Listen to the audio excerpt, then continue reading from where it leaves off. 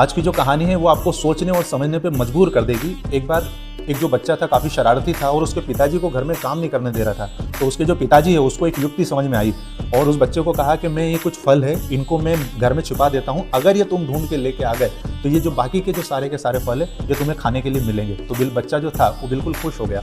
अब पिताजी ने, इसमें एक ट्विस्ट था, पिताजी ने क्या किया कि जो फल थे उनके ऊपर नंबरिंग किया, 1, 2 और 4 नंबर। बीच में से एक जो नंबर मिसिंग था वो था 3 नंबर। अब पिताजी ने उन फलों को रख दिया और बच्चा जो था वो फलों को ढूंढने लग गया और पिताजी उनका जो काम करने के लिए लग गए।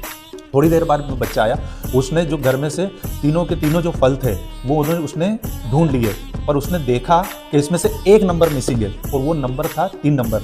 अब चूंकि वो फल रखा ही नहीं था, वो बच्चे ने ये सोचा कि यार ये फल तो मेरे को मिल गया, पर जो 3 नंबर का जो फल है शायद वो ज़्यादा अच्छा है इसलिए मिल नहीं पाया है, तो वो और ढूंढने की कोशिश किया।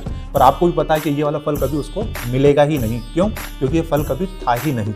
अब उस 3 नंबर के जो चक्कर में जो बाकी के जो फल थे वो बच्चा उसके दिमाग में उन बाकी के फलों को एंजॉय नहीं कर पाया।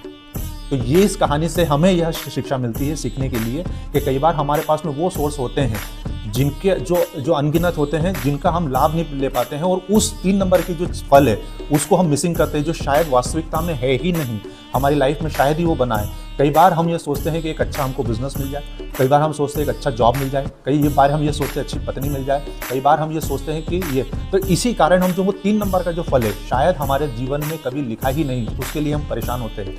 इसीलिए कई बार हम हमारे जो फैमिली है, कई बार हम हमारे जो मित्र हैं, इन सब से हम अनसेटिस्फाइड होते हैं। तो अगर कहानी अच्छी लगी हो तो इसे शेयर कीजिएगा, ज़्यादा से ज़्यादा लोगों तक पहुँचाइएगा। जय भारत, जय हिंद।